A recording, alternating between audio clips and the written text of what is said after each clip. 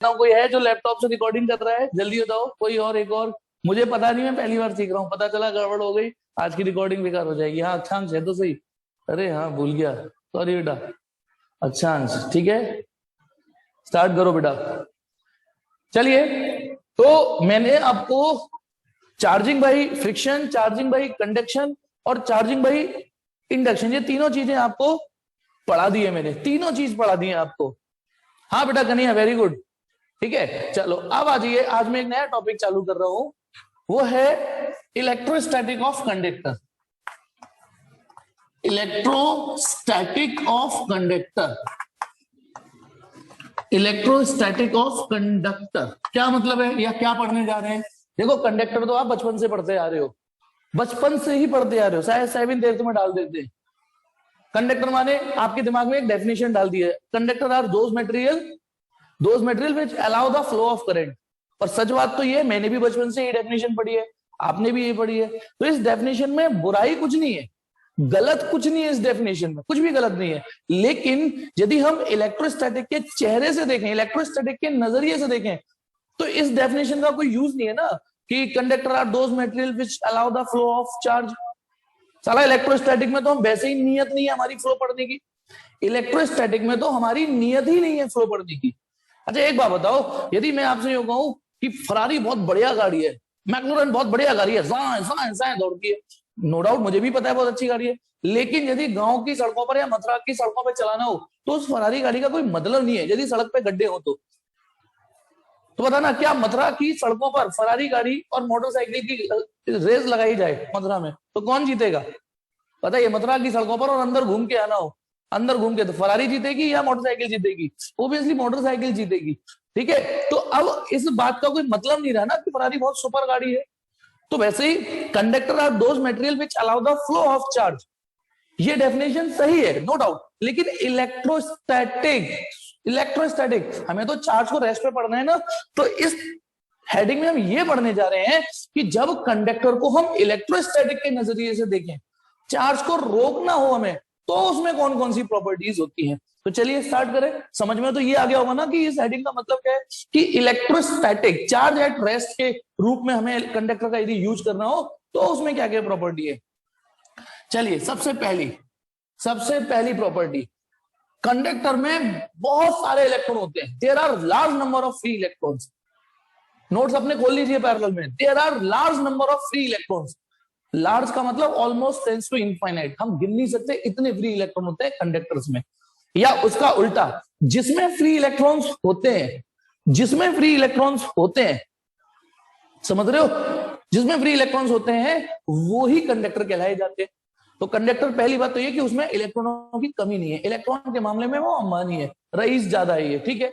अब देखिए, ये तो पहली प्रॉपर्टी हो गई कि फ्री इलेक्ट्रॉन्स होते हैं, ठीक है। अब आ जाइए, क्या बेटा सुमित थ्योरेटिकल क्या? हाँ मतलब ये है कि उसमें फ्री इलेक्ट्रॉन्स होते हैं, ठीक है, ये उसकी प्रॉपर्टी हुई पहली। अब देखिए, हम मैं बहुत दिन से ये वाली प्रॉपर्टी पढ़ाए जा रहा हूं। पता है कौन सी प्रॉपर्टी? कि कंडक्टर के अंदर इलेक्ट्रिक फील्ड जीरो होता है। बोलो, अब तो आपको रट भी गई होगी कि कंडक्टर के अंदर इलेक्ट्रिक फील्ड जीरो होता है, कंडक्टर के अंदर इलेक्ट्रिक फील्ड जीरो होता है। लेकिन आज मैं इसको सही मायने में प्रूफ करने जा रहा हूं कि कंडक्टर के अंदर इलेक्ट्रिक फील्ड जीरो क्यों रहता है। आखिरकार कंडक्टर के अंदर इलेक्ट्रिक फील्ड जीरो रहता क्यों है, वो मैं आज प्रूफ करने जा रहा हूं। अब आप कहोगे, हम में से कई लोग सोच रहे होंगे प्रूफ तो सर आप कर चुके हो। मैं बताऊं मैंने कहां प्रूफ किया है। देखो बेटा, सब लोग देखना कि एक कंडक्टर है, इसको चार्ज दिया, सरफेस पे आ गया, ठीक है, याद आया कंडक्टिंग शेल वाला, चार्ज दिया, सरफेस पे आ गया। फिर जब हमने अंदर गॉसियन सरफेस इमेजिन करी थी, और इसके लिए जब गॉस थ्योरम लगाई दी, इसके लिए integration of E dot ds equal to sigma q enclosed upon epsilon naught, है ना ये। तो सिग्मा क्यू एनक्लोज कितना था? जीरो। कितना था सिग्मा क्यू एनक्लोज? जीरो। तो इलेक्ट्रिक फील्ड कितना आ गया था? जीरो। यानी इस प्रूफ को पढ़ने के लिए आपको एक प्रॉपर्टी रटनी पड़ी थी। आपको यदि ये मैंने नहीं करा है, नो डाउट, मैं आपको ब्लेम नहीं कर रहा हूं कि कंडक्टर के अंदर देखो इलेक्ट्रिक फील्ड जीरो है, हो गया प्रूफ, आपने कहा हाँ। लेकिन पता है, इस प्रॉपर्टी को प्रूफ करने के लिए एक प्रॉपर्टी तो फिर आपको रटनी पड़ी ना, क्या रखनी पड़ी? आपको ये रखनी पड़ी कि कंडक्टर का सारा चार्ज सरफेस पे आ जाता है। ये रखो पहले, तो कंडक्टर को जो भी चार्ज दूंगा वो सरफेस पे आ जाएगा, पहले ये रखो। तो जब आपने ये रटा तब ये प्रूव हुआ। लेकिन आज मैं वही चीज फिर से प्रूव कराने जा रहा हूं, कंडक्टर के अंदर इलेक्ट्रिक फील्ड जीरो, फिर से प्रूव कराने जा रहा हूं। लेकिन आज कुछ रटना नहीं होगा आपको। आज आपको मैं वो जो सीन चल रहा है बिहाइंड इलेक्ट्रिक फील्ड जीरो कैसे हुआ, वो सीन दिखाने जा रहा हूं। तो चलिए यात्रीगण अपनी कमर की पेटियां बांध लें और ये जानने के लिए तैयार हो जाओ कि कंडक्टर के अंदर आखिरकार इलेक्ट्रिक फील्ड जीरो हो क्यों जाता है।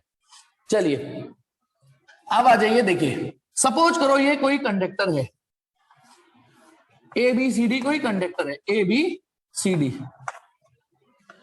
डी कोई कंडक्टर है, ठीक है, सॉलिड कंडक्टर है, सॉलिड कंडक्टर है ये, ठीक है, सॉलिड कंडक्टर है। अब अच्छा नॉर्मली तो सब में इलेक्ट्रिक फील्ड जीरो होगा, जब आप उसको चार्जिंग की कोशिश ही नहीं करोगे तो सब में इलेक्ट्रिक फील्ड जीरो है। बताओ ये चौक न्यूट्रल है, यदि ये न्यूट्रल है तो फिर ये क्या इलेक्ट्रिक फील्ड थोड़ी नहीं कंट्रीब्यूट करेगी। कंडक्टर की खास बात तो ये है कि हम जब उसे चार्ज दे देते हैं तब भी साला उसके अंदर इलेक्ट्रिक फील्ड जीरो रहता है। तो चलिए ये नॉर्मली कंडक्टर है।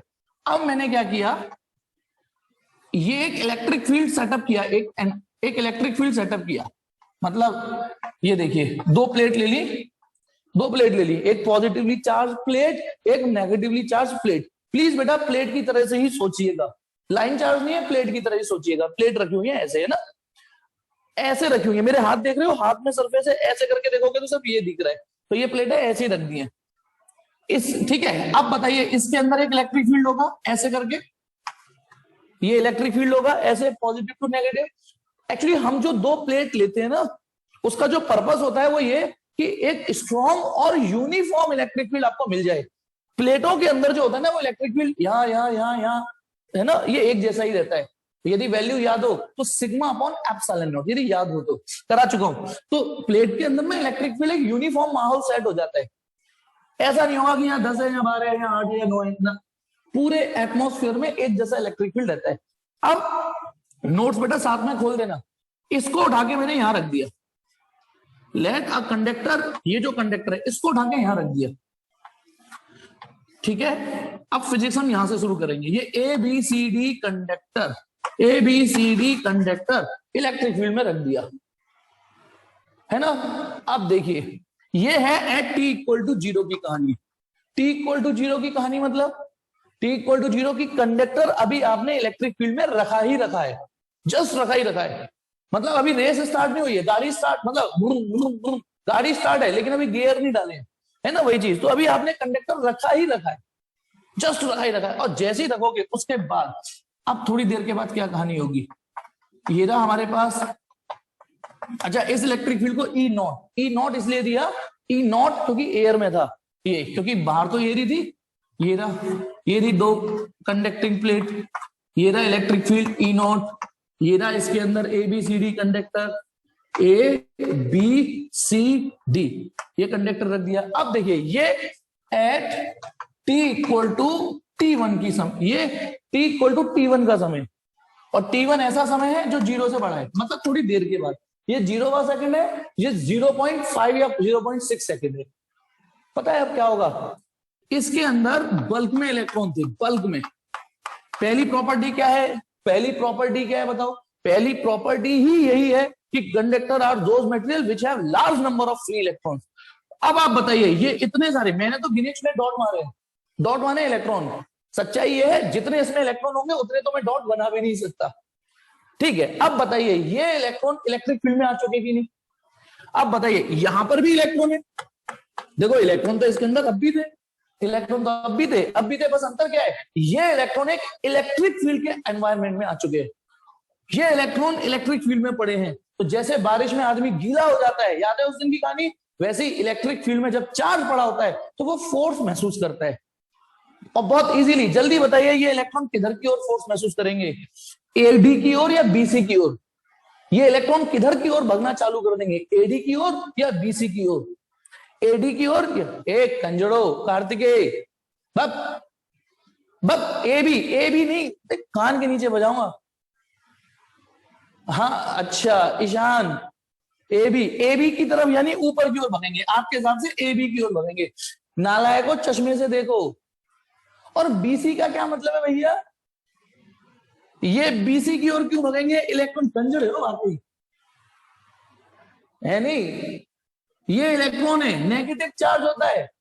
देखो यूनिवर्सल कॉन्सेप्ट, पहले तो एक तमीज वाला कॉन्सेप्ट कि नेगेटिव चार्ज इलेक्ट्रिक फील्ड के अपोजिट जाते हैं, तो नेगेटिव चार्ज इलेक्ट्रिक फील्ड के अपोजिट जाएंगे, यानी एडी की ओर, एडी की ओर जाएंगे कंजरो, एडी की ओर।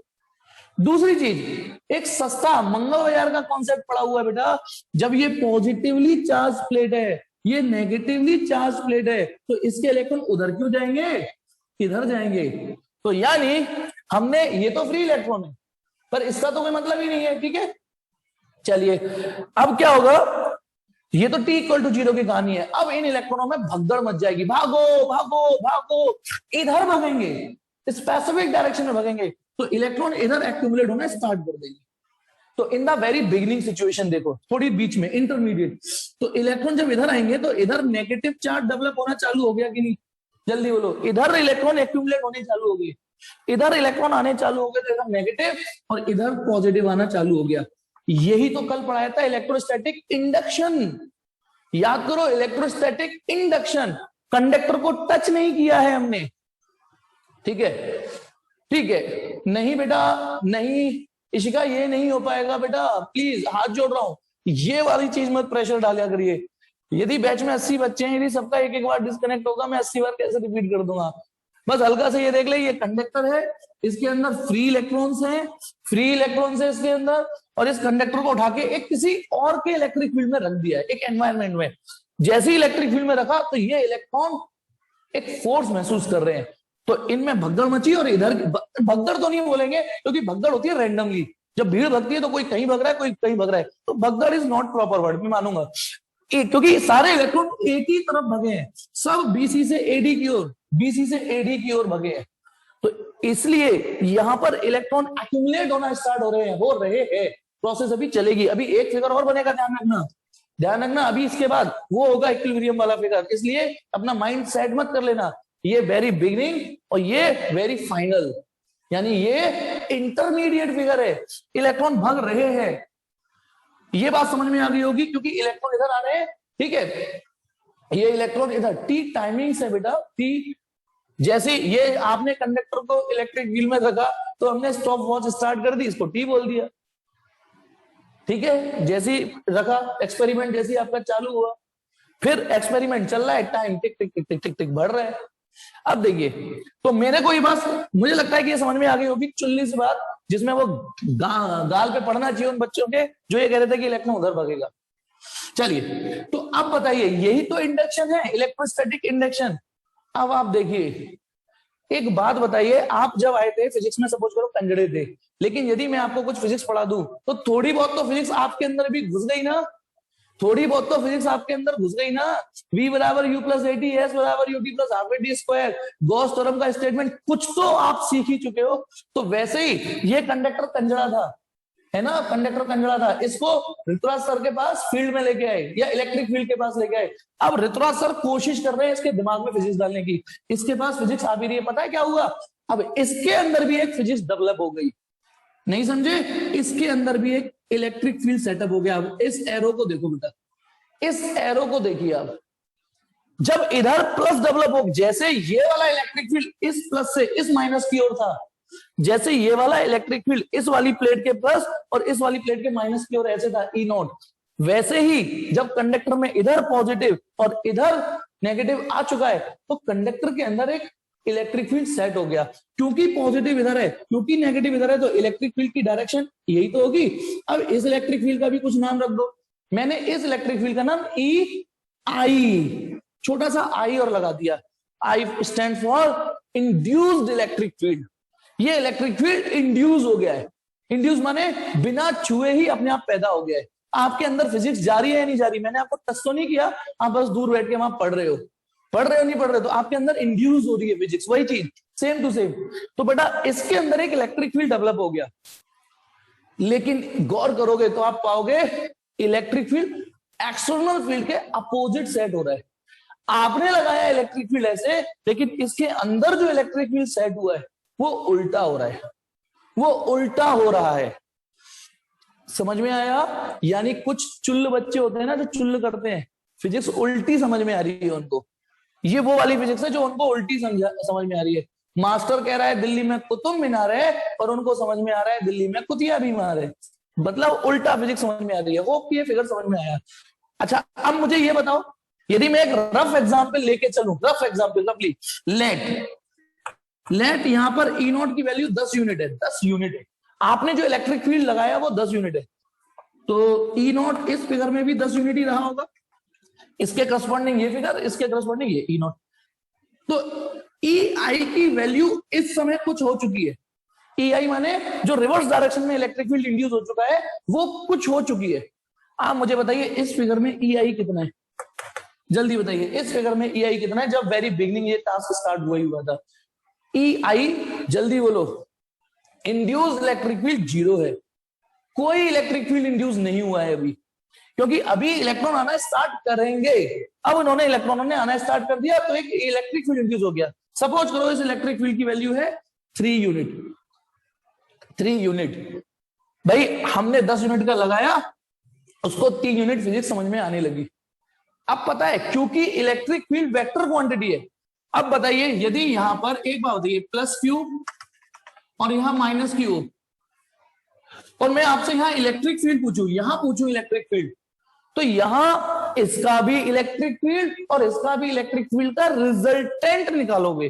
कैसा निकालोगे? रिजल्टेंट। मुझे बस रिजल्टेंट ही तो निकालोगे। देख यहां 0 नहीं होगा। हरेंद्र, इससे बढ़िया तो चुपचाप बैठे रहता तो ज्यादा बढ़िया रहता। यहां थोड़ी नहीं होगा 0 इलेक्ट्रिक फील्ड। हाँ देवदास ठीक है, तो चलिए बेटा ये अब देखिए, यदि अब मुद्दा ये कि यदि किसी स्पेसिफिक पॉइंट पर एक नहीं 2 इलेक्ट्रिक फील्ड आ जाए तो फिर वहां रिजल्टेंट निकालते हैं। तो बताइए मेरी जहां मैं चौक या उंगली कर रहा हूं, यहां इलेक्ट्रिक फील्ड कितना है? 10 10 10 10 10 10, यानी हर जगह इलेक्ट्रिक फील्ड 10 था। यानी इसका मतलब इन दिस टाइम कंडक्टर के अंदर भी इलेक्ट्रिक फील्ड 10 यूनिट पहुंच चुका है, 10 यूनिट। लेकिन अब यहां बात करूंगा, यानी बाहर कंडक्टर के बाहर, तो यहां तो इलेक्ट्रिक फील्ड 10 है, यहां तो इलेक्ट्रिक फील्ड 10 है। लेकिन यदि मैं यहां उंगली रखता हूं और कहता हूं यहां इलेक्ट्रिक फील्ड कितना है, तो आप यहां रिजल्टेंट निकालोगे ना, आप रिजल्टेंट निकालोगे ना। तो बताइए उस रिजल्टेंट इलेक्ट्रिक फील्ड को यदि मैं निकालूं तो ई नॉट माइनस ई आई ही तो करना पड़ेगा। माइनस क्यों करना पड़ा? हाँ बेटा 7 आएगा। माइनस क्यों करना पड़ा? माइनस इसलिए करना पड़ा कि हमने तो 10 की ताकत इधर दी थी, हमने तो 10 का इलेक्ट्रिक फील्ड दिया था।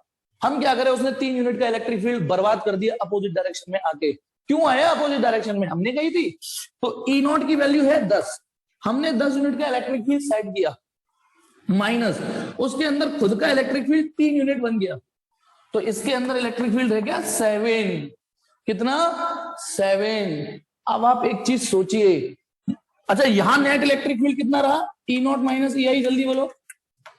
यदि मैं यही फिजिक्स यहां लगा दूं तो यहां ई नॉट है 10, ई आई था ही नहीं, तो यानी इस समय कंडक्टर के अंदर इलेक्ट्रिक फील्ड 10 यूनिट का है।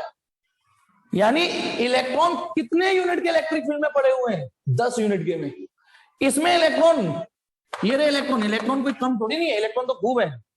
अब इलेक्ट्रॉन बस इस फिगर और इस फिगर में पता है क्या अंतर आ गया? सुनिए ढंग से, इस फिगर में इलेक्ट्रॉन 10 यूनिट के इलेक्ट्रिक फील्ड में पड़े थे और इस फिगर में इलेक्ट्रॉन 10 की बजाय 7 यूनिट के इलेक्ट्रिक फील्ड में पड़े हुए हैं।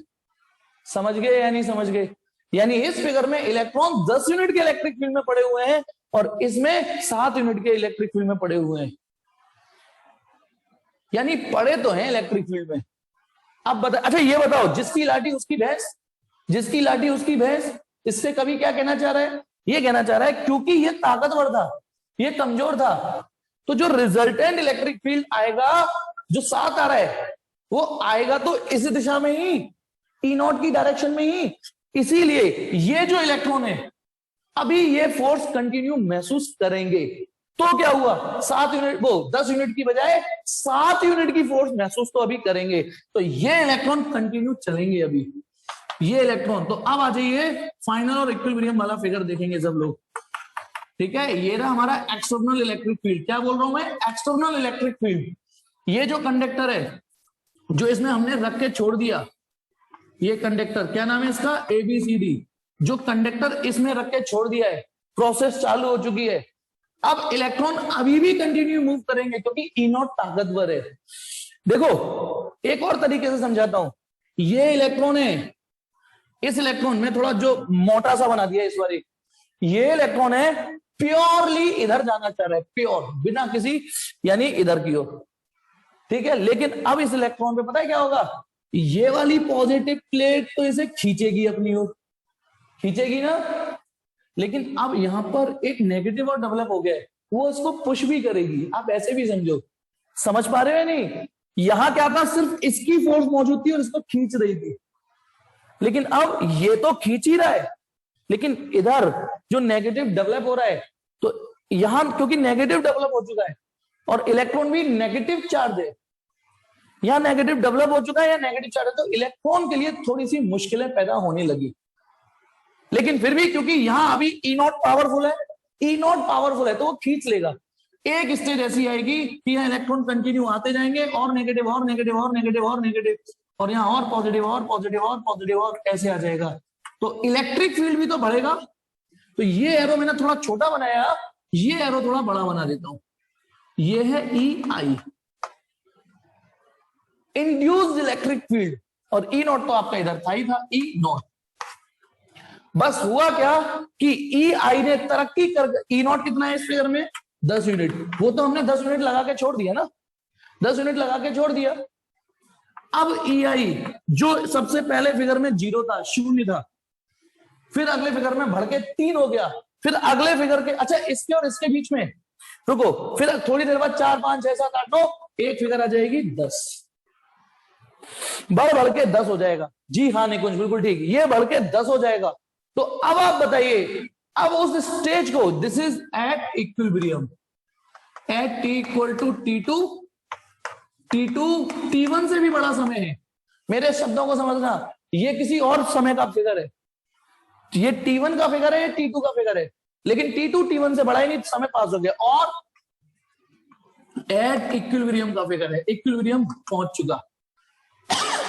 अब आप बताइए, अब यदि मैं यहां वेक्टर कैलकुलेशन करूं, यहां उंगली रखूं तो बताओ यहां इलेक्ट्रिक फील्ड कितना है, मेरी उंगली दिख पा रही हो ढंग से तो बताइए यहां इलेक्ट्रिक फील्ड कितना है, यहां electric field 10 unit, very good शाबाश। यहां इलेक्ट्रिक फील्ड कितना है, तैयार रहो, तो सिर्फ यहां 0 क्यों होगा, मेरी उंगली नहीं दिख रही, यहां इलेक्ट्रिक फील्ड 10 होगा, ये आउटसाइड कंडक्टर की बात है, लेकिन यहां उंगली कर रहा हूं तो यहां इलेक्ट्रिक फील्ड कितना हो चुका है, अब यहां हो चुका है 0।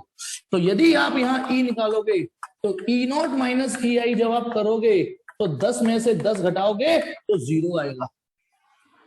अब आप बताइए कंडक्टर के अंदर इलेक्ट्रिक फील्ड कितना मिला, जल्दी बोलो, कंडक्टर के अंदर इलेक्ट्रिक फील्ड कितना हो चुका है, 0। ये है थ्योरेटिकल फिजिक्स। यहां यदि आपने तमीज से पढ़ा होगा तो आपको रियलिटी समझ में आई होगी क्या। और सुनो, मुझे यहां से यहां लाने में टाइम लगा, शायद 20-25 मिनट लग गए इसको यहां तक लाने में, लेकिन जब एक्चुअल में ये प्रोसेस होगी within few millisecond हो जाता है ये काम। मेरी बात समझिएगा, जैसे ही आप कंडक्टर को इलेक्ट्रिक फील्ड में रखोगे हो गया, पर यानी फ्यू, मैंने क्या बोला, कुछ मिली सेकेंड में हो जाता है ये काम, कुछ मिली सेकेंड के अंदर कंडक्टर फटाफट इक्विलिब्रियम में आ जाएगा। और सुनिए, क्योंकि यहां और यहां इलेक्ट्रॉन मोशन में थे या नहीं थे इलेक्ट्रॉन मोशन में, क्योंकि फोर्स महसूस कर रहे थे और फ्री थे, फोर्स महसूस कर रहे थे और फ्री थे, तो मूव कर रहे थे, एक्सेलरेट हो रहे थे। तो ये दोनों जो फिगर है ना, ये इलेक्ट्रोस्टैटिक नहीं है क्योंकि चार्ज एट रेस्ट नहीं है। लेकिन जब ये फिगर पहुंचा, अब सारा का सारा तूफान शांत हो चुका है, इलेक्ट्रॉन्स जो है वो अब चाह तो रहे, ऐसा नहीं कि इलेक्ट्रॉन खत्म हो गए, इलेक्ट्रॉन तो इसके अंदर अभी भी खूब है, फ्री इलेक्ट्रॉन, लेकिन अब ये इलेक्ट्रॉन इधर नहीं आ सकते, नहीं आ सकते। वेदांश आप खुद सोचो, जब ये फिगर पहुंच चुका, वेदांश कह रहा है कि इससे आगे का फिगर ऐसा नहीं हो सकता कि EI बड़ा हो जाए। अब आप ये सोचो, जैसे ही ये फिगर पहुंचेगा तुरंत नेट इलेक्ट्रिक फील्ड 0 हो जाएगा। मैं यही बता रहा हूं, तुरंत इलेक्ट्रिक फील्ड। तो ये इलेक्ट्रॉन फोर्स कितनी महसूस करेंगे, जल्दी बताओ अब, ये इलेक्ट्रॉन कितनी फोर्स महसूस करेगा जैसे ये स्टेज आ गई, ये 0 हो गई इलेक्ट्रिक फील्ड की। तो अब ना बाबा आवेगा ना घंटा बाजेगा। मतलब अब ये इलेक्ट्रॉन जैसी फोर्स जीरो हुई, ये इधर कंटिन्यू नहीं खिसकेंगे, और जब कंटिन्यू नहीं खिसकेंगे तो इधर नेगेटिविटी और नहीं बढ़ेगी, इधर पॉजिटिविटी और नहीं बढ़ेगी, यानी ये EI बढ़ेगा नहीं अब। तो यानी एक डायलॉग है जो मैं हमेशा बोलता हूं, आप भी सुन लो, कंडक्टर वो मटेरियल होते हैं जो ईंट का जवाब ईंट से देते हैं, पत्थर से नहीं। कंडक्टर वो मटेरियल होते हैं जो ईंट का जवाब ईंट से देते हैं। अब इससे कवि क्या कहना चाह रहा है कि कंडक्टर में हम यदि 10 यूनिट का इलेक्ट्रिक फील्ड फेंक के मारेंगे, हमने 10 का मारा है, 10 का इलेक्ट्रिक फील्ड फेंक के मारा है, तो रिवर्स में 10 का ही जवाब दे दिया उसने। ये हमारी ईंट थी, ये उसकी ईंट है, हमने 10 यूनिट की ईंट मारी, उसने 10 यूनिट की ईंट मार दी, तो net electric field inside conductor. अच्छा, I does not stand for inside, ध्यान रखना, I stand for induced electric field, I stand for induced electric field, याद रखना। ये है अंदर तो इलेक्ट्रिक फील्ड, ये है रिजल्टेंट इलेक्ट्रिक फील्ड। अब बताइए, ये रियलिस्टिक फिजिक्स समझ में आई कि क्यों कंडक्टर के अंदर इलेक्ट्रिक फील्ड जीरो हो जाता है within millisecond, within millisecond होता है। अब समझाने में थोड़ा टाइम लगा, ठीक है। अच्छा ये बताइए, इसके और इसके बीच में कितने फिगर और खींचे जा सकते हैं? इसके और इसके बीच में कितने फिगर और खींचे जा सकते थे? कितने फिगर? ऑब्वियसली इनफाइनाइट फिगर खींचे जा सकते थे। क्यों? क्योंकि 3 के बाद धप्पा करके 10 नहीं पहुंचा होगा, 3, ये वाला 3.25, 3.4, ऐसे कर करके। लेकिन ये काफी स्पीड से होता है ये काम। स्क्रीनशॉट मार लीजिए बेटा इसका। ये थी दूसरी प्रॉपर्टी, नोट्स में से फटाफट पढ़ लीजिए बेटा, मैं 1 मिनट दे रहा हूं, नोट्स में ये प्रॉपर्टी पढ़ डालिए जब तक। इधर स्क्रीनशॉट लीजिए, उधर उसकी प्रॉपर्टी पढ़ लीजिए कि कंडक्टर के अंदर इलेक्ट्रिक फील्ड इस वजह से जीरो होता है, ठीक है। हाँ हाँ बिल्कुल, बहुत फास्ट है बेटा कंडक्टर, ये बहुत जल्दी होता है ये काम कंडक्टर के अंदर। जब मैंने बोला ना कि within few millisecond ये हरकत हो जाती है। अब सुनो, पढ़ लो बेटा, वो प्रॉपर्टी फटाफट पढ़ो।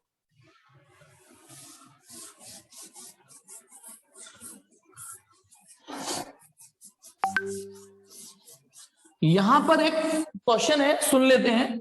एक वर्ड जो आपके सिलेबस में नहीं है, सिलेबस में नहीं है बेटा, एक है इलेक्ट्रोस्टैटिक शील्डिंग, इलेक्ट्रोस्टैटिक शील्डिंग, ठीक है। अब आप बताइए, शील्ड माने क्या होता है? ढाल। एक हाथ में तलवार, एक हाथ में शील्ड होती है, टन टन सामने वाले की तलवार को शील्ड से रोक देते थे। शील्ड माने बचाव। पता है, एक आपने सुना है कभी, जैसे तेज तूफान या बारिश आती है, गड़गड़ाहट, जब बिजली चमकती है तो कभी कभी बिजली गिर भी जाती है ऊपर से। गिरने का मतलब एक कभी कभी कंडक्शन फ्लो बन जाता है, तो कभी कभी इंजरी भी हो जाती है बिजली गिरने से, मर भी जाते हैं, आसमानी बिजली गिरने से मर भी जाते हैं, इंजरी तो होती है। यानी ये कभी सुना हो तो आपने, जब बहुत तेज तूफान, इसलिए कहते हैं घर में केवल बारिश की वजह से नहीं, उस बिजली गिरने की वजह से भी कहा जाता है अंदर बैठो। अब है नहीं, यदि एक कार है, ये कार है ना, अब एक सिंपल सा क्वेश्चन है, जब बिजली गिरती है तो कार के अंदर बैठा रहना ज्यादा सेफ है, बजाय यदि ये कोई पेड़ है, सुनो ये पेड़ है, हम यदि पेड़ के नीचे खड़े हो जाए उसकी बजाय ये ज्यादा इफेक्टिव होता है। पेड़ के नीचे बिजली गिर रही है, तो ये बादल है ना, ये बिजली गिरती है, तो इसकी बजाय इसमें सेफ है। क्यों सेफ है बताता हूं, क्योंकि कार एक मेटेलिक बॉडी है, कार एक मेटेलिक बॉडी है, कंडक्टर बॉडी है, इसके अंदर हमेशा इलेक्ट्रिक फील्ड जीरो रहेगा, जो भी चार्ज आना है वो सरफेस पर ही रहना है। समझ में आया? इसी को इलेक्ट्रोस्टैटिक शील्डिंग बोलते हैं, ठीक है। इसके अंदर इलेक्ट्रिक फील्ड जीरो रहने वाला है, यहां पे नहीं है सिर्फ। हम ले लो स्क्रीनशॉट कि कंडक्टर के अंदर इलेक्ट्रिक फील्ड जीरो रहता है, तो हम उसको एज अ शील्डिंग यूज कर सकते हैं जब हमें इलेक्ट्रिक फील्ड से बचना हो तो। अब आ जाओ, असली फिजिक्स तो मैंने आपको डिलीवर कर दी। अब तीसरी प्रॉपर्टी, तीसरी प्रॉपर्टी ये कि कंडक्टर के अंदर अब चार्ज नहीं रहता, ठीक है। कंडक्टर के क्या कह रहा था मैं, हाँ, कंडक्टर के अंदर चार्ज नहीं टिक पाता। अब तो बड़ा सिंपल है, देखो ये कंडक्टर है ना, कंडक्टर है ABCD। अब आप ये बताइए, आप ये प्रूफ कर चुके हो कि अंदर E जीरो होता है, ये प्रूफ कर चुके हो आप। अब देखिए, यदि मैं कोई गॉसियन सरफेस लूं यहां पर, देखना बेटा, ये कोई रैंडमली गॉसियन सरफेस ले ली मैंने यूं, ये जो अजीब सी है ना गॉसियन सरफेस। अब इस सरफेस के लिए यदि मैं गॉस थ्योरम लगाऊं, अब सुनो उल्टा प्रूफ कर रहा हूं आज। ये जो सरफेस मेन जो बाहर की बाउंड्री है वो तो कंडक्टर है, और अंदर जो दिखाया है वो अंदर एक इमेजिनरी गॉसियन सरफेस है। इसके लिए यदि मैं E डॉट ds लगाऊं तो बताइए sigma q enclosed upon epsilon not आएगा, यही तो आएगा, यही तो गॉस थ्योरम है। अब हम ये प्रूव कर चुके हैं, पहले जब हमने प्रूव किया था तो ये बताया था कि चार्ज नहीं होता अंदर, जीरो ये रख दो, लेकिन आज तो हम ये टेक्निकली प्रूव कर चुके हैं। बताइए ये इलेक्ट्रिक फील्ड कितना है अंदर, जल्दी बताइए, इस गॉसियन सरफेस के अंदर इलेक्ट्रिक फील्ड कितना है गॉसियन सरफेस के? हाँ नोट्स में है बेटा, है नोट्स में है बेटा, टेंशन मत ले, ये जीरो है। अब आप एक चीज बताइए, बिल्कुल जीरो है बेटा, नोट्स में है, टेंशन मत लो। तो सिग्मा क्यू एनक्लोज्ड कितना आया? जीरो। आज हमने उल्टा इसे प्रूफ किया है, हमने ये प्रूफ किया है साला कंडक्टर कोई चार्ज अपने वॉल्यूम में एनक्लोज नहीं कर सकता, कंडक्टर की औकात ही नहीं है चार्ज को अपने वॉल्यूम में एनक्लोज करने की। तो अब आप बुद्धि लगाइए, ये यही तो मतलब हुआ कि कंडक्टर अपने अंदर चार्ज एनक्लोज नहीं कर सकता, यही तो मतलब हुआ कि conductor can not enclose the charge. बोलो जल्दी बोलो, कंडक्टर चार्ज नहीं एनक्लोज कर सकता, और जब चार्ज कंडक्टर के अंदर नहीं हो सकता तो फिर कहां जाएगा बोलो? एक ही ऑप्शन बच रहा है, यानी यदि कंडक्टर पे चार्ज की यदि भी कभी भी संभावना बनेगी तो उसके टकले पर बनेगी, उसकी सरफेस पर बनेगी, उसके सरफेस पर ही संभावना बनेगी। ठीक है, एक प्रॉपर्टी ये हो गई, कितनी हो गई? 3। चौथी और लास्ट, एक्चुअली ये प्रॉपर्टी आप पहले पढ़ चुके हो, बस यहां मैं हिंट दे रहा हूं। याद है कंडक्टर की सरफेस हमेशा इक्विपोटेंशियल सरफेस होती है, याद आ गया? ये प्रॉपर्टी आप पहले प्रूव कर चुके हो, लेकिन क्योंकि आज हम कंडक्टर की प्रॉपर्टी पढ़ रहे थे तो उठा के यहाँ एक बार और लिख ली है, एक बार और लिख ली कि चल तेरी प्रॉपर्टी है तो यहाँ पे आके एक बार लिख तो लेते हैं। तो एक लास्ट प्रॉपर्टी कि कंडक्टर की जो सरफेस होगी वो हमेशा इक्विपोटेंशियल सरफेस होगी, किसी भी शेप का कंडक्टर हो। यदि यहाँ पर 10 वोल्ट है तो 10 volt 10 volt 10 volt 10 volt 10 volt 10 volt 10 volt 10 volt conductor की सरफेस, और अंदर भी 10 वोल्ट ही होगा, ये भी याद होगा एक न्यूमेरिकल से। ठीक है, तो ये तो हुई इलेक्ट्रोस्टैटिक ऑफ कंडक्टर। अब थोड़ी राहत देने वाली बात, राहत देने वाली बात मैं बताता हूं। पिछली 3 क्लासों से जो टॉपिक मैंने पढ़ाए हैं सुनो, charging by conduction, charging by induction और ये इलेक्ट्रोस्टैटिक ऑफ कंडक्टर, ये तीनों केवल खुद की स्वेच्छा के लिए पढ़ लीजिए, एग्जाम में एज अ थ्योरी कभी नहीं आएंगे ये कि what do you mean by conduction, charging by, what do you mean by induction, what do you mean by electrostatic of conductor, right their property, ये कभी एग्जाम में नहीं आने। हाँ, लेकिन इनकी जो प्रॉपर्टीज हैं वो आगे पढ़ने वाली थ्योरी में हमेशा परेशान करेंगी, इसलिए सारी प्रॉपर्टी आपको समझ में आनी चाहिए। खुशी की बात सिर्फ ये है कि ये एज ए एग्जाम में स्टैंडर्ड टॉपिक नहीं है। लेकिन अब देखिए, अब जो मैं पढ़ाने जा रहा हूं ये तो थी इलेक्ट्रोस्टैटिक ऑफ कंडक्टर। अब है इंपॉर्टेंट थ्योरी थोड़ी सी, कुछ पॉइंट इसके, सारे तो नहीं, कुछ पॉइंट इंपॉर्टेंट है, इसलिए अभी मैं डबल स्टार मार रहा हूं इसमें। Electrostatic of insulator, electrostatic of insulator. अब ये वाली प्रॉपर्टी हम पढ़ने जा रहे हैं, इलेक्ट्रोस्टैटिक ऑफ इंसुलेटर। हाँ, इसके कुछ पॉइंट्स इंडिविजुअली एग्जाम में आते हैं, पूछे जाते हैं। इलेक्ट्रोस्टैटिक ऑफ इंसुलेटर, तो चलिए सबसे पहले तो इंसुलेटर में फ्री इलेक्ट्रॉन्स नहीं होते, सुन लीजिए। इंसुलेटर आर दोज मटेरियल, वो वाली डेफिनेशन ठीक है कि these are those material which do not allow the flow of charge, लेकिन उस डेफिनेशन का हमें कुछ करना नहीं है बेटा, क्योंकि हम यहाँ फ्लो के मूड में ही नहीं है, हमारी नियत ही नहीं है फ्लो कराने की। ठीक है, अब सुनिए, इंसुलेटर वो मटेरियल होते हैं जिनमें फ्री इलेक्ट्रॉन्स नहीं होते। फ्री समझते हो नहीं समझते हो? फ्री जैसे सोडियम है, इसका एटॉमिक नंबर है 11, कितना एटॉमिक नंबर? 11। जब आप इसका कॉन्फिगरेशन निकालोगे तो 281, या इसका न्यूक्लियर ये वाला स्ट्रक्चर देखोगे, ये तो एटम हो गया, ये 2 फिर 8, 2 3 4 5 6 7 8 और एक ये। तो अब आप बताइए, ये जो इलेक्ट्रॉन है ये लूजली बाउंड इलेक्ट्रॉन है या नहीं है? ये लूजली बाउंड इलेक्ट्रॉन है। ऐसे ही इलेक्ट्रॉनों को फ्री इलेक्ट्रॉन्स बोलते हैं। ठीक है, ठीक है, ऐसे ही इलेक्ट्रॉनों को फ्री इलेक्ट्रॉन्स। बेटा इतनी केमिस्ट्री जानता हूं उसमें, जो फिजिक्स में मतलब ये। अब यदि मैं इसमें नियॉन ले लूं, नियॉन का एटॉमिक नंबर 10 होता है। अब जब आप उसका स्ट्रक्चर बनाओगे उसका स्ट्रक्चर बनाओगे नियोन का, न्यूक्लियस उसमें भी है, पहले शेल में 2 इलेक्ट्रॉन, फिर 8, 1 2 3 4 5 6। अब बताइए ये 10 के 10 इलेक्ट्रॉन टाइटली बाउंड है, इधर देखिए सब, इसमें कोई भी इलेक्ट्रॉन फ्री नहीं है। तो एक चीज और सुनिए, हाँ इलेक्ट्रॉन तो इस दुनिया में सब में है, इलेक्ट्रॉन तो इस दुनिया में सब पर है, लेकिन मैंने बोला जब कंडक्टर पढ़ा रहा था तो कंडक्टर में फ्री इलेक्ट्रॉन्स होते हैं, फ्री इलेक्ट्रॉन्स कंडक्टर में, समझ रहे हो, और इंसुलेटर में फ्री इलेक्ट्रॉन्स नहीं होते। अब जब फ्री इलेक्ट्रॉन्स नहीं होंगे तो फ्लो नहीं कर सकते वो।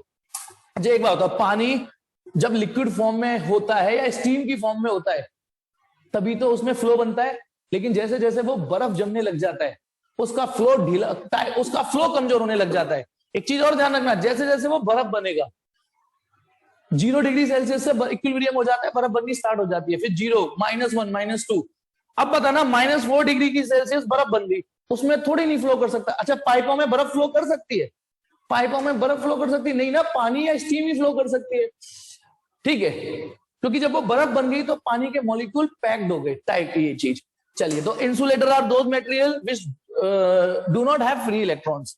अब फ्री इलेक्ट्रॉन्स नहीं है तो कंडक्शन नहीं करेंगे।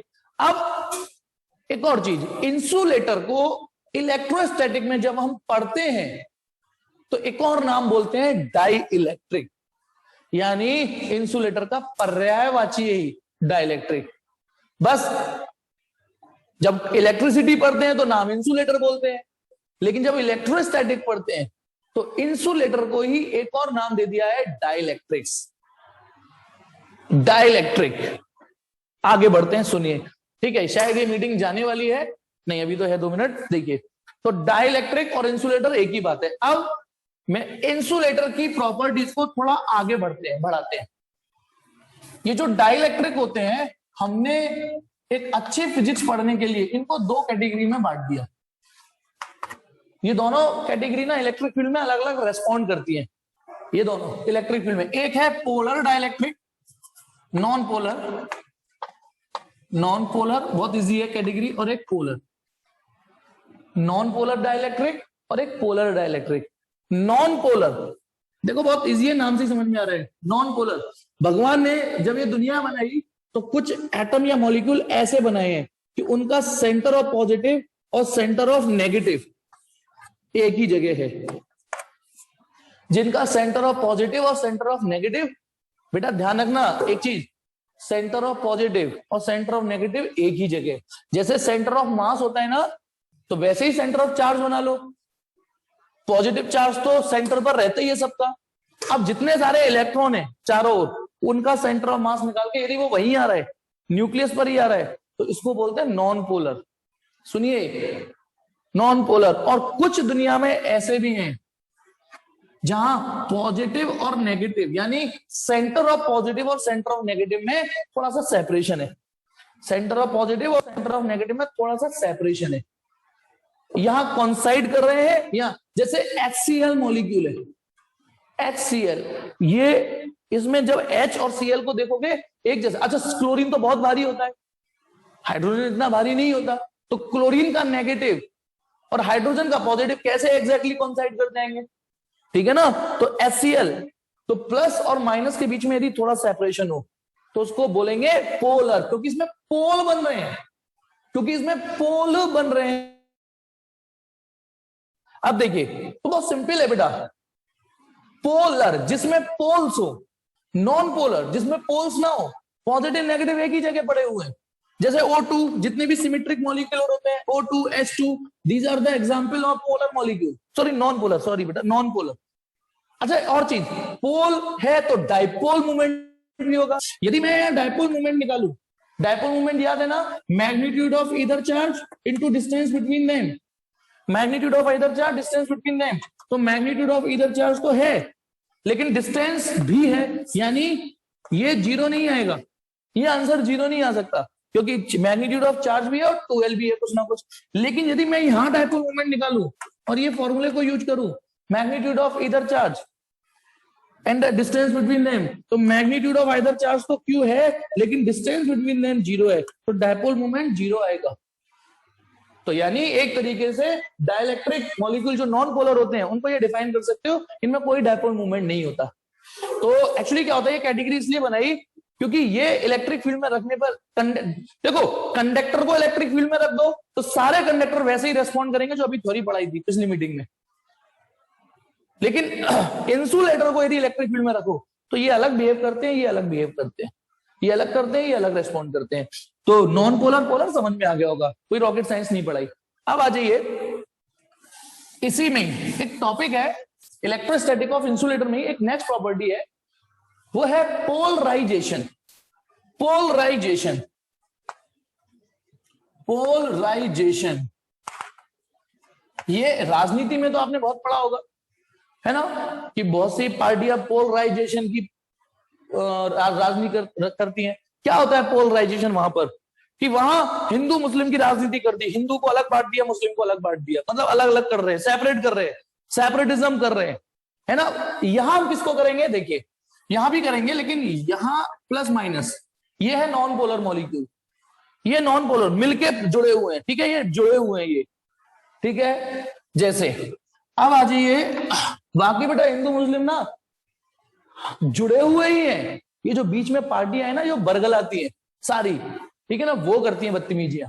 देखिए ये प्लस माइनस हुआ, ठीक है, ये एक नॉन पोलर मॉलिक्यूल है। अब यदि मैं यहां पर एक इलेक्ट्रिक फील्ड सेट कर लिया बेटा, एक इलेक्ट्रिक फील्ड, याद करो अभी थोड़ी देर पहले ई नॉट था, बस इस ऑपरेशन रूम में पहले कंडक्टर घुसाया था हमने, इस ऑपरेशन थिएटर में कौन गया था पहले, कंडक्टर, ई नॉट ने ऑपरेशन किया था, लेकिन अब इसको लेके आ रहे हैं। तो जब आप नोट पढ़ोगे तो यहां पे एक लाइन लिखी होगी कि let this non polar molecule is kept in external electric field. तो अब सुनिए, जैसे ही मैं इसको यहां रखूंगा तो पता है क्या होगा, ये सीन क्रिएट हो जाएगा यहां पे,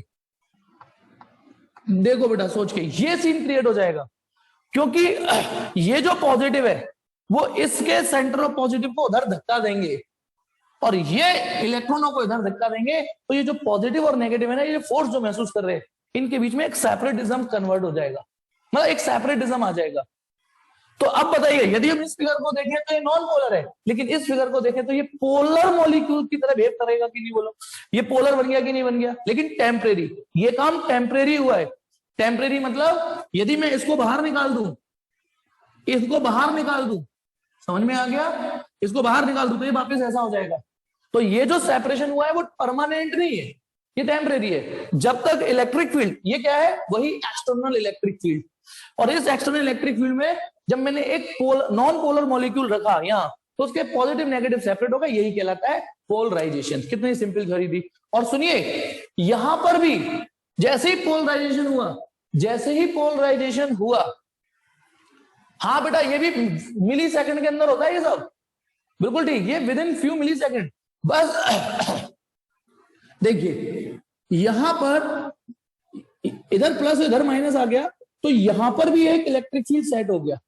एरो समझ पा रहे होगे, एरो दिख पा रहा हो तो, क्योंकि इलेक्ट्रिक फील्ड का एरो हमें हमेशा प्लस से माइनस बनाना होता है, तो क्योंकि इधर प्लस है इधर माइनस, तो ये इलेक्ट्रिक फील्ड को मैं यहां लिख देता हूं, दिस इज ई आई, क्योंकि वहां घुसाऊंगा तो शायद दिखा नहीं पाऊंगा, छोटा छोटा लिखना पड़ेगा।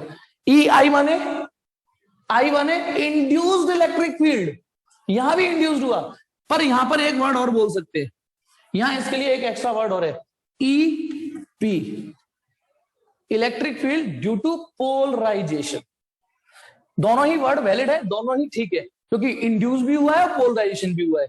इंड्यूस तो हर उस जगह वर्ड यूज कर सकते हो जहां नॉट टचिंग ओनली सीइंग, क्योंकि हमने इस मॉलिक्यूल को टच नहीं किया है, तो इंड्यूस तो है ही, लेकिन क्योंकि यहां पोलराइजेशन प्रोसेस भी हुई है, कंडक्टर में नहीं होता था पोलराइजेशन। अच्छा मैं आपको एक चीज देता हूं, यदि आपको मैं दो धागे अलग अलग दूं, ठीक है ना, अलग अलग है पीसेस, ये रहा एक, ये रहा, इनको यदि एक को एक हाथ से पकड़ लो, एक को, तो दोनों तो बड़े इजीली अलग हो जाएंगे। तुम एक को यहां रखना चाहो यहां रख दो, एक को यहां रख दो। लेकिन यदि मैं आपको एक, ये तो हो गए कंडक्टर, यदि कई सारे धागे उसमें फ्री है, जिसको जहां चाहे वहां रख सकते हो, लेकिन यदि मैं एक रबड़ बैंड दे दूं, एक रबड़ बैंड है ना, और बीच में से यूं करके खींचूं, तो बेटा क्या हो रहा है, अलग सोचो, ऐसे रबड़ बैंड खींच रहा हूं, तो वही चीज पोलराइजेशन में होती है कि यहां जुड़े हुए तो हैं, इलेक्ट्रॉन फ्री नहीं है, इलेक्ट्रॉन फ्री नहीं है, बस थोड़ी देर के लिए थोड़ी दूरी बना दी है। वहां तो इलेक्ट्रॉन सेपरेट थे, फ्री थे, वो फ्लो करने लगे, वहां पे कंडक्टर में फ्लो करने लगे, यहां सिर्फ थोड़े से सेपरेट हुए। तो ये है पोलराइजेशन। अब आपको थोड़ी थोड़ी मैथमेटिक्स तो सेम दिख रही होगी उस जैसी। बताइए, यहां इलेक्ट्रिक फील्ड, जहां मैंने उंगली रखी है, यहां कितना इलेक्ट्रिक फील्ड, यहां इलेक्ट्रिक फील्ड कितना है, ई नॉट, कितना है यहाँ, ई नॉट। यहां इलेक्ट्रिक फील्ड कितना है, ई नॉट, ई नॉट। लेकिन यदि मैं यहां इलेक्ट्रिक फील्ड पूछूंगा यहां, तो वही वेक्टर अलजेब्रा लगेगी, ई नॉट में से आपको ई पी घटाना पड़ेगा, ई नॉट में से ई पी घटाना पड़ेगा, फिर जो बचेगा वो नेट इलेक्ट्रिक फील्ड कहलाएगा। यानी थ्योरी तो कंडक्टर से ये जो मैथ है वो मैच कर रही है थोड़ी थोड़ी, लेकिन क्या मैच नहीं करेगी, बताता हूं। कंडक्टर वो होते हैं जो ईंट का जवाब, सेंटेंस पूरा करो, कंडक्टर वो होते हैं जो ईंट का जवाब ईंट से देते हैं। ध्यान है, ईंट का जवाब ईंट से देते हैं। अब मैं जो डायलॉग बोल रहा हूं वो शायद आपको अंतर समझाएगी। इंसुलेटर या डाइलेक्ट्रिक वो होते हैं जो ईंट का जवाब कंकड़ी से देते हैं। कुछ समझ में आ रहा है? यानी ईंट का जवाब कंकड़ी से देते हैं। जैसे फिलिस्तीन और इजराइल की लड़ाई हो रही है, यानी वही ईंट का जवाब कंकड़ी से। तो पता है क्या होगा यदि मेरे भावों को समझ पा रहे हो तो? हाँ, ईपी हमेशा कम रहता है, यहाँ ईपी हमेशा कम रहता है। यहां तो एक बार जो सेट हो गया बस वो हो गया, ठीक है। बस अंतर क्या है बेटा, एक मिनट, बर्फ, मैंने आपको बताया था इंसुलेटर बर्फ की तरह होते हैं और कंडक्टर लिक्विड वाटर की तरह होते हैं, लिक्विड या स्टीम की तरह। क्योंकि जब लिक्विड और स्टीम फॉर्म में होता है तो वाटर फ्लो हो सकता है, लेकिन जब बर्फ बन जाता है तो फ्लो नहीं हो सकता। अब बर्फ भी अलग तरीके की होती है, पता ना, 0 डिग्री सेल्सियस पे जो बर्फ होती है ना वो थोड़ी कच्ची होती है, ऊपर लेयर होती है, थोड़ी उंगली करोगे कच्ची फूट जाएगी वो। तो अभी वो पूरी तरीके से पैक फॉर्म में नहीं है लेकिन बन रही है। ऐसी -1 डिग्री सेल्सियस की जो बर्फ होती है वो अलग बिहेव करेगी, -2 की थोड़ी और टाइट हो जाएगी, -4 की। तो सुनिए, जैसे इस दुनिया में सभी कंडक्टर एक से नहीं है, अच्छा दुनिया के सारे कंडक्टर एक से होते तो silver is a best conductor ये नहीं पुकारा जाता कभी, याद रखिएगा। यदि सारे कंडक्टर एक जैसे होते इस दुनिया में तो silver is a best conductor ये नहीं बोलाया जाता। वैसे ही सारे इंसुलेटर भी एक से नहीं है, इसलिए कोई 10 का जवाब 2 यूनिट की कंकड़ी से मार के देगा, कोई 10 का जवाब 4 यूनिट की कंकड़ी फेंक के मारेगा। अच्छा, रबड़ बैंड देखते हो आप? रबड़ बैंड से मैंने समझाने की कोशिश की, तो रबड़ बैंड अलग अलग आती है कि नहीं नेचर की? कई तो काफी टाइट आती है, आती नहीं आती काफी टाइट, कई काफी लूज आती है, लूज आती है नहीं आती, इजीली स्ट्रेच हो जाती है। तो वैसे ही तो सुनिए, याद रखना जो मेन अंतर है, नहीं तो आप कंफ्यूज हो जाओगे कि साला ये तो एक जैसी मैथ पढ़ा दी, छोटी गंगा, मतलब कहते हैं ना छोटी गंगा कह के नाले में खुदा दिया, तो ये साला इंसुलेटर कह के कंडक्टर पढ़ा दिया। नहीं, यदि ये 10 यूनिट है तो ये 10 नहीं पहुंचेगा, और यदि ये 10 पहुंच रहा है तो ये इंसुलेटर है ही नहीं, फिर ये कंडक्टर ही होगा। बोलो, समझ में आया दोनों का डिफरेंस?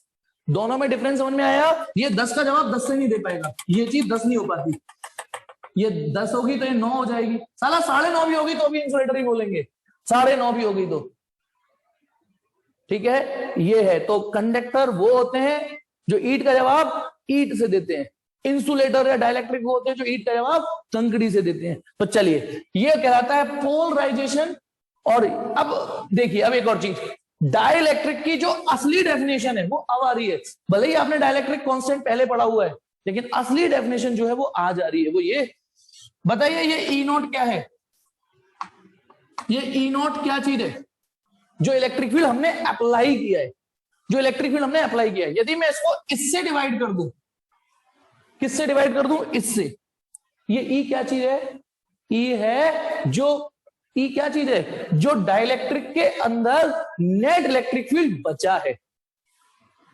देखो, ये तो वो है जो हमने अप्लाई किया है, और ये वो है जो उसके अंदर नेट बचा हुआ है। बिल्कुल ठीक आयुषी, ये नेट इलेक्ट्रिक फील्ड रह गया, और ये हमेशा रिड्यूस रहेगा, ये घट के आएगा। इसकी वैल्यू नोट, ये सही है गलत है ये बताओ? यदि मैं ई नॉट की, ई की वैल्यू हमेशा ई नॉट से कम आएगी, ई नॉट में से, क्योंकि कुछ घट रहा है, ई नॉट में से कुछ घट रहा है, समझ में आ गया? तो इसीलिए इसको reduced value of electric field भी बोल देते हैं, reduced value of electric field inside dielectric. Reduce value of electric field inside dielectric. ये एक नंबर में कई बार क्वेश्चन आ चुका है, सुन लो क्वेश्चन बोर्ड में कई बार आ चुका है कि साला डाइलेक्ट्रिक के अंदर वो इलेक्ट्रिक फील्ड क्यों नहीं पहुंच पाता जो हम पहुंचाना चाहते हैं। घटके क्यों पहुंचता है, मतलब ये कि हम ई नॉट देते हैं तो साला ई नॉट क्यों नहीं पहुंचता, थोड़ा कम क्यों हो जाता है। तो आप क्या आंसर दोगे, एक नंबर में आता है, इसलिए ज्यादा लैंग्वेज भी नहीं चिपकानी है कि जब डाइलेक्ट्रिक को आप इलेक्ट्रिक फील्ड में रखते हो तो एक पोलराइजेशन प्रोसेस होती है जिसकी वजह से एक अपोजिट डायरेक्शन का इलेक्ट्रिक फील्ड जनरेट हो जाता है, अपोजिट डायरेक्शन का इलेक्ट्रिक फील्ड बन जाता है, वो नेट इलेक्ट्रिक फील्ड को घटा देता है बस। Is it okay, simple. When a dielectric is kept in external electric field, then due to polarization a electric field of some value is generated, due to which the net electric field reduces inside dielectric। ये कई बार आया है question कि अंदर dielectric में electric field क्यों कम हो जाता है। अब सुनिए, मुझे बताइए क्या दुनिया के, अच्छा एक मिनट, मेरे एक हाथ में ये इंसुलेटर है और एक हाथ में ये इंसुलेटर है, ये दोनों एक कलर दिख रहे हैं, छोड़ो, मान लो मेरे पास ये दो इंसुलेटर हैं, दो, क्या दोनों इंसुलेटर का बिहेवियर एक सा होगा। अभी मैंने रबड़ बैंड की तरह बताया था, रबड़ बैंड, दुनिया की सारी रबड़ बैंड एक सी नहीं होती, सारी स्प्रिंग एक सी नहीं होती। तो अब बताइए, यदि मैं इसमें रखूं ए इंसुलेटर और इसमें रखूं बी इंसुलेटर, तो दोनों की कंकड़ी एक जैसी होंगी, बताइए दोनों की कंकड़ी एक सी होंगी, नहीं होंगी। तो अब ये जो वैल्यू आती है या ये जो वैल्यू आती है सब में अलग अलग आती है। तो ई नॉट अपॉन ई के ही रेशियो को डाइलेक्ट्रिक कांस्टेंट डिफाइन किया गया है, मतलब डाइलेक्ट्रिक कांस्टेंट की जो डेफिनेशन एक्सेप्ट की गई है या डिजाइन की गई है, ये है असली डेफिनेशन। क्या ऊपर क्या आना चाहिए, ऊपर क्या आना चाहिए न्यूमरेटर में, वो इलेक्ट्रिक फील्ड जो आप अप्लाई करते हो, जो मेहनत करते हो, और दूसरा वो जो आपकी मेहनत रिफ्लेक्ट होती है। अच्छा एक मिनट, जनरली आपके 50 नंबर का पेपर हुआ, उसमें से 40 नंबर आए सपोज करो, है ना, बस इसका उल्टा है, इसमें जितने नंबर का पेपर होगा वो ऊपर रखते हैं और जितनी मेहनत आपकी रिफ्लेक्ट हुई, जितनी सफल हुई, वो नीचे रखते हैं, बस इतना ध्यान रखना। जनरली आपके मार्क्स इस तरीके से रिप्रेजेंट किए जाते हैं कि 50 में से 40 आए, हाँ 50 में से 40 आए, बस यहां उल्टा डिफाइन किया गया है कि आपने कितनी, तो मैक्सिमम मार्क्स कितने थे, मैक्सिमम कितनी मेहनत करी, मतलब कितने नंबर का पेपर था और अंदर आपके आए कितने।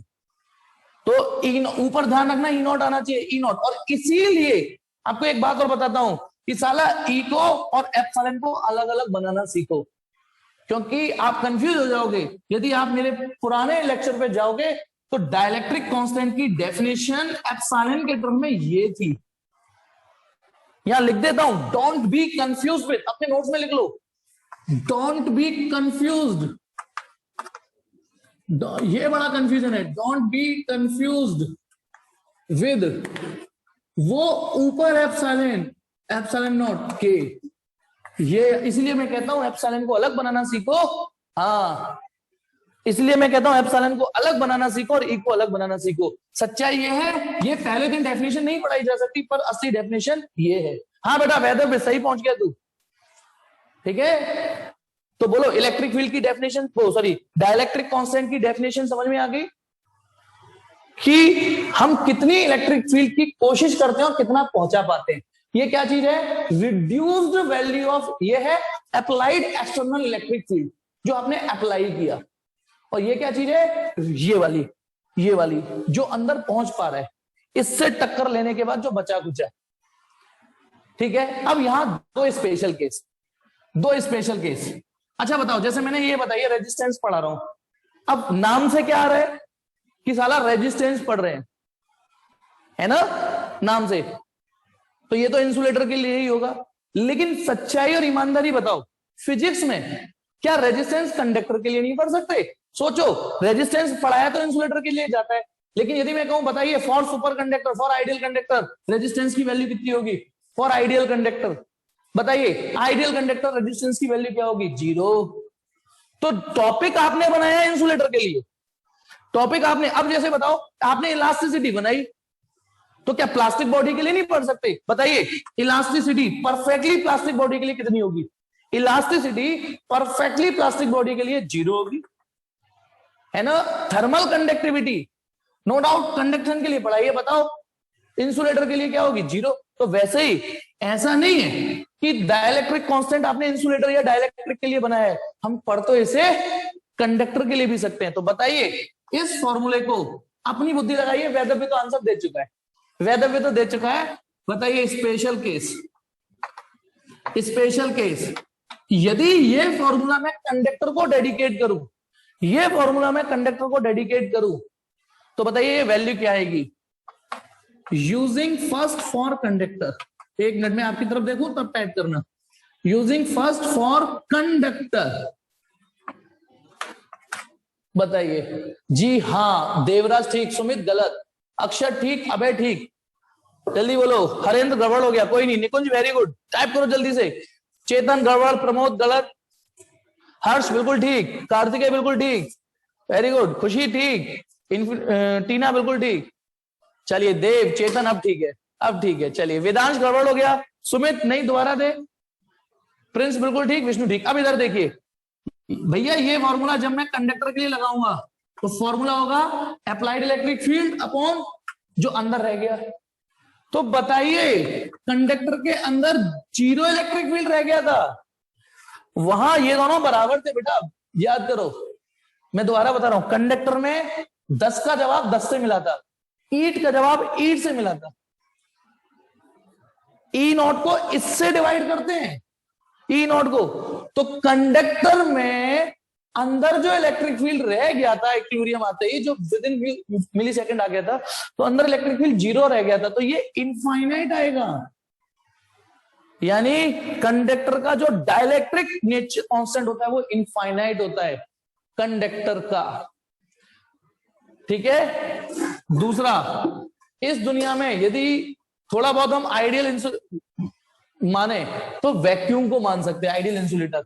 तो for vacuum, using first for vacuum, आप सुनना, यूजिंग फर्स्ट फॉर वैक्यूम,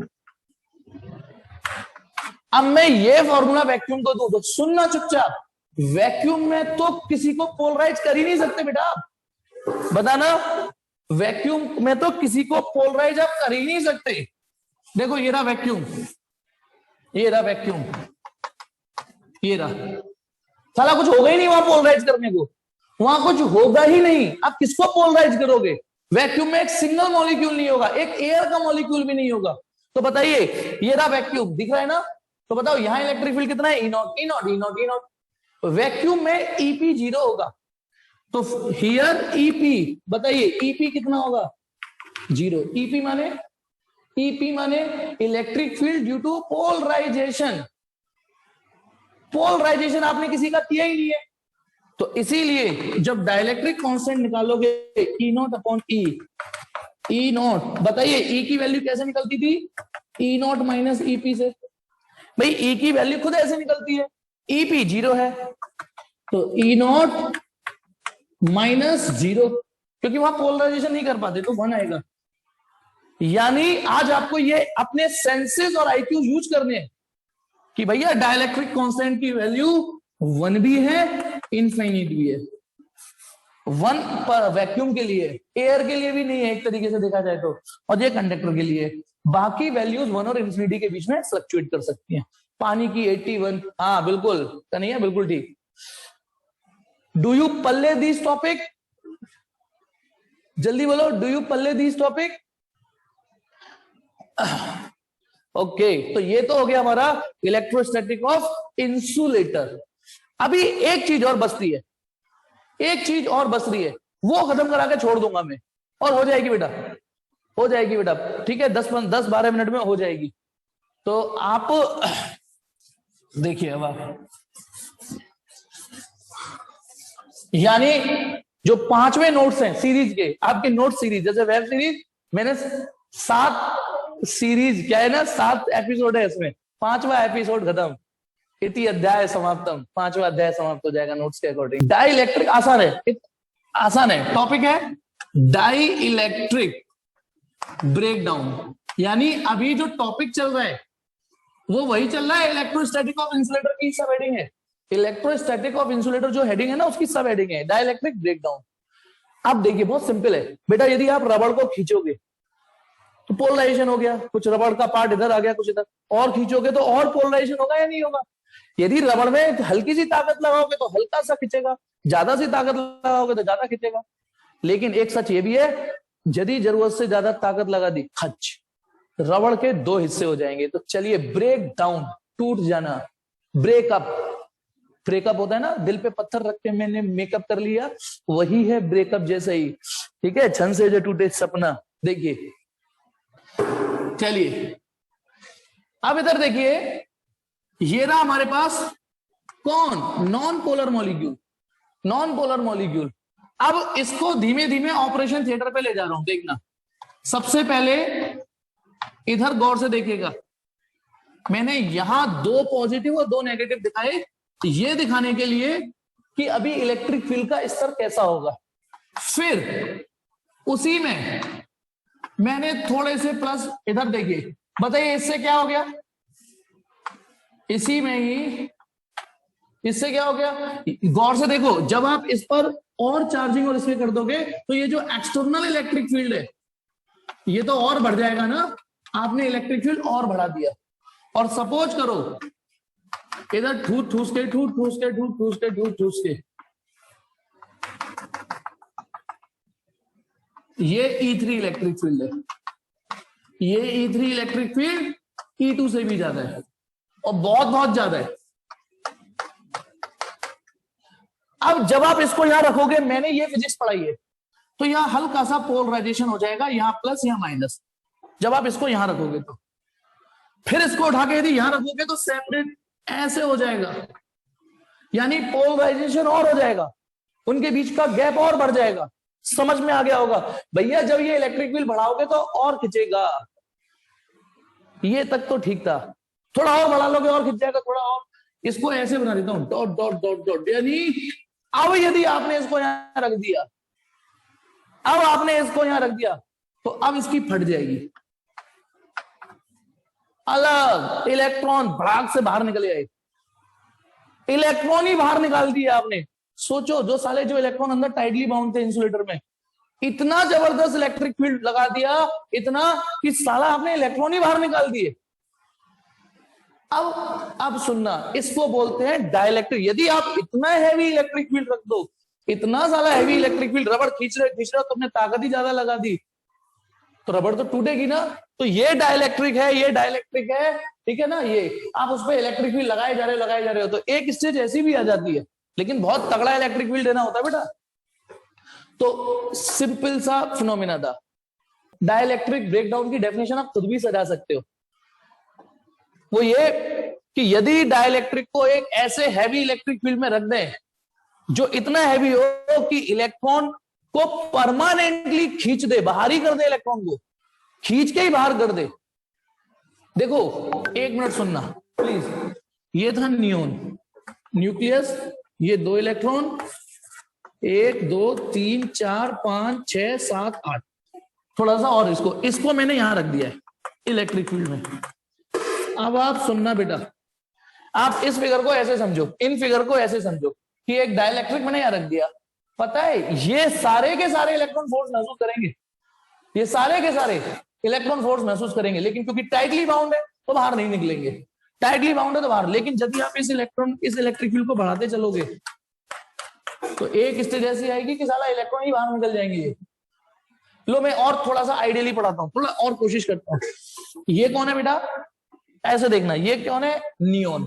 लेकिन यदि आप इसको एक इलेक्ट्रिक फील्ड में रखोगे तो पता है ये 8 इलेक्ट्रॉन इस तरीके से सेट हो जाएंगे, थोड़ा ऐसे सेट हो जाएंगे। देखिए, 1 2 3 4 5 6 7 8। अब समझिए बेटा, कुछ समझे, कुछ समझे या नहीं, कि यदि नियोन को ऐसे रख दोगे इससे, ठीक है। तो अब आप बताइए, क्या सेंटर ऑफ नेगेटिव निकाला जाए तो वो सेंटर ऑफ पॉजिटिव से मैच करेगा क्या? सेंटर ऑफ नेगेटिव यदि निकाला जाए, अब नहीं आएगा सेंटर ऑफ पॉजिटिव पर, तो कॉन्साइड ही नहीं करेंगे। ये हो गया पोलराइजेशन, ये है और असली फिजिक्स। ये तो आपने ओवरव्यू पढ़ा, ये थोड़ा माइक्रोस्कोपी लेवल पे पढ़ा, ठीक। अब सुनो बेटा, मैं जो बोल रहा हूं उसे सुनो। अब यदि आप मान नहीं रहे और पॉजिटिव कर रहे हो और नेगेटिव कर रहे हो, मान ही नहीं रहे ये, तो क्या होगा बेटा, एक स्टेज ऐसी आएगी कि साला ये इलेक्ट्रॉन बाहर ही खींच लेगा, इलेक्ट्रॉन बाहर खींच लेगा। और सुनिए, वो मैंने ऐसे पढ़ा दी, इसका वर्जन ये रहा किया, जैसे ही इलेक्ट्रॉन बाहर आएंगे, सुनिए अब आप, डाइलेक्ट्रिक फिर डाइलेक्ट्रिक नहीं रहेगा, क्योंकि इलेक्ट्रॉन तो अब फ्री हो गए ना, इलेक्ट्रॉन तो फ्री हो गए, और जब फ्री हो गए तो अब वो कंडक्टर हैं, अब वो कंडक्टर है, यानी ये वो स्टेज। अरे जब डाइलेक्ट्रिक को तोड़, एक बात बताओ, यदि किसी का नेचर आप तोड़ दोगे तो वो उस भाई किसी सीधे इंसान का यदि फायदे उठाओगे एक दिन वो टूट गया, फिर वो एग्रेसिव हो सकता है। तो तुम डाइलेक्ट्रिक का फायदा उठा रहे थे, डाइलेक्ट्रिक साला फट गई उसकी, तोड़ दिए, वो इलेक्ट्रॉन बाहर निकल गए, अब वो कंडक्टर की तरह बिहेव करेगा। सुनना, नोट्स में साफ साफ लिखा है, at this stage dielectric is no more dielectric, अब वो कंडक्टर बन गया। अब सुनिए, मैं एक डेफिनेशन दे रहा हूं इंसुलेटर की, सुनिए इंसुलेटर की, अच्छा लगेगा आपको। इंसुलेटर की डेफिनेशन और 12th लेवल से सोचना, बताना कंडक्टर के हिसाब से, मतलब उसी इलेक्ट्रिसिटी के हिसाब से दे रहा हूं, बताना गलत है या सही है। Insulator are those material which do not allow the current, या which do not allow the, हाँ मतलब which do not allow the current, बताइए सही है definition. Insulator are those material which do not allow the current, सही है? सही नहीं है दीक्षा, सही नहीं है निकुंज, सही नहीं है डेफिनेशन। अच्छा क्या कमी लग रही है इस डेफिनेशन में? Insulator are those material which do not allow the current. Akshat क्या कमी लग रही है इस डेफिनेशन में, बता सकते हो क्या डेफिनेशन? हाँ, फ्लो ऑफ करंट या flow of charge, flow of electron एक ही बात है, इन तीनों को एक ही शब्द समझो। मैं फिर से डेफिनेशन दे रहा हूं, अब मैं बता देता हूं मैं क्या कहना चाह रहा हूं। देखिए सुनो सुनो सुनो सुनो, मैं जो बोल रहा हूं, अरे रुको टाइप मत करो। Insulator are those material which do not allow the current, ये डेफिनेशन सुनो, आप टाइप मत करो, आप टाइप बंद करोगे तभी तो मैं आगे बढ़ूंगा। मैंने मान लो यदि ये डेफिनेशन दी, insulator are those material which do not allow the current, तो पता है ये इंसुलेटर की डेफिनेशन नहीं है, ये आइडियल इंसुलेटर की डेफिनेशन है। आप सोचो, क्योंकि ये डेफिनेशन तो ढीठ बनी पड़ी है। Insulator are those material which do not allow the current, insulator are those material which do not allow the current, तो ये इंसुलेटर की डेफिनेशन नहीं, ये आइडियल इंसुलेटर की डेफिनेशन है। सोच के देखो है या नहीं, थोड़ा सा गौर करो शब्दों को। सारा इंसुलेटर वो होंगे जो करंट अलाउ ना करें, वो होंगे, तो ये सोच के देखो, ये इंसुलेटर की नहीं है डेफिनेशन, ये तो आइडियल इंसुलेटर की है। तो फिर इंसुलेटर की डेफिनेशन क्या होगी? इंसुलेटर की होगी, insulator are those material which do not allow the current easily, ये है डेफिनेशन इंसुलेटर की। Insulator are those material which do not allow the current easily, इसका मतलब ये हुआ, इसका मतलब इजीली वर्ड घुसा के कि कहीं ना कहीं एक संभावना जग रही है कि चल तू साला इजीली नहीं देगा तो बदतमीजी से तो देगा, बदतमीजी से तो देगा। ये वो बदतमीजी होती है कि इजीली करंट नहीं फ्लो हुई, लेकिन जब आपने इंसुलेटर के साथ ये बदतमीजी करी, ये बदतमीजी जब आपने उसकी फाड़ दी, इलेक्ट्रॉन ही बाहर निकाल दिए, नाउ इंसुलेटर बिकम्स कंडक्टर, और इसके अंदर कंडक्टिंग बिहेवियर आ चुका। अब ये अब फ्लो कराएगा। तो डाइलेक्ट्रिक ब्रेकडाउन के बाद इंसुलेटर नहीं रहता, इंसुलेटर नहीं रहता। हाँ बेटा एक मिनट, कोई भी दुनिया का इंसुलेटर ना परफेक्ट इंसुलेटर नहीं है, ठीक है? अब देखो, अब सुनो एक चीज, अब देखो किसी की किसी वैल्यू पे फटेगी, किसी मीडियम की किसी वैल्यू पे फटेगी। एयर जो होता है, एयर, सुनिए सुन लीजिए। अच्छा एक मिनट, एक वर्ड और आ रहा है इसमें, dielectric strength, dielectric strength, dielectric strength, सुनिए डाइलेक्ट्रिक स्ट्रेंथ, स्ट्रेंथ माने ताकत, डाइलेक्ट्रिक की ताकत। डाइलेक्ट्रिक स्ट्रेंथ का मतलब इलेक्ट्रिक फील्ड की वो वैल्यू बिल्कुल बाउंड्री वाली वो वैल्यू, बाउंड्री की वो वैल्यू जहां तक डाइलेक्ट्रिक की फटती नहीं है। समझना, डाइलेक्ट्रिक स्ट्रेंथ मतलब इलेक्ट्रिक फील्ड की वो वैल्यू जहां तक डाइलेक्ट्रिक टॉलरेट कर सकता है एक्सटर्नल इलेक्ट्रिक फील्ड को बिना फटे हुए, बिना फटे हुए। मतलब सपोज करो मैं जिम में 60 किलो वजन उठा सकता हूं, और सपोज करो 60 किलो मैक्सिमम लिमिट है मेरी, तो मैं 55 किलो भी उठा सकता हूँ, 54 भी उठा सकता हूँ, और सपोज करो एंड पॉइंट 60 किलो उठा रखा एकदम लगा के। अब यदि मेरे वेट लिफ्टिंग पे यदि किसी ने एक 50 ग्राम और रख दिया, सपोज करो 50 ग्राम, और 50 ग्राम रखते ही मैं यूं बोल गया 10, तो जो 60 किलो है, 60 किलो, ये मेरी एंड लिमिट, ये मेरी स्ट्रेंथ है, ये मेरी स्ट्रेंथ है। समझ रहे हो? तो अब डाइलेक्ट्रिक स्ट्रेंथ की डेफिनेशन सुनना, it is that value of maximum electric field which a dielectric can tolerate without being break down.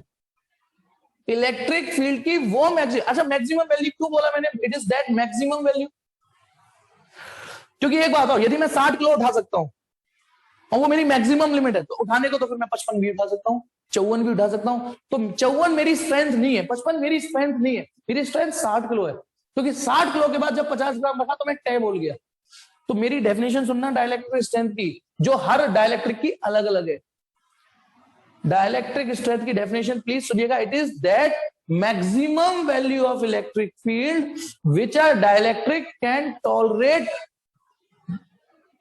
Without being break down. ये लगभग ना एक फ्रिक्शन पे टॉपिक था, वो था कि angle of sliding eight which the body is at the verge of sliding, verge की तरह, यानी बिल्कुल जरा सा भी एंगल बढ़ाया तो बॉडी फिर स्लाइड करी जाएगी।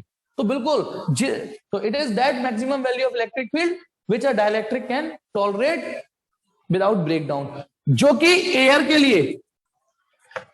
लिए 3 इंटू, मुझे ध्यान नहीं है, शायद 3 इंटू 10 लिख रहा होगा नोट्स में, देखना 3 इंटू 10 की पावर 6 है शायद, देखना वही नोट्स देखिए।